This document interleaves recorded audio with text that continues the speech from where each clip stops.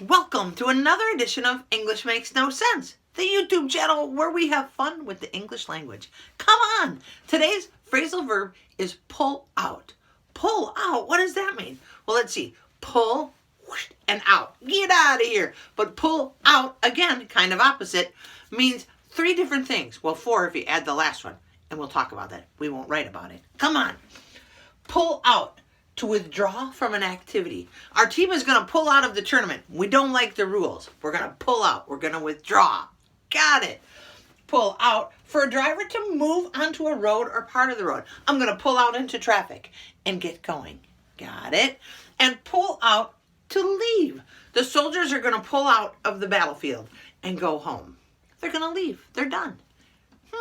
And there's a fourth definition for pull out, but you'll have to look that one up. Yeah, it's for adults only. Why does English have three different meanings for two little words that only have 7 letters? I don't know, but now you can read and understand this sentence, I hope. The team pulled out of the contest. Then their driver pulled out into the traffic and took off. What? Come on, English.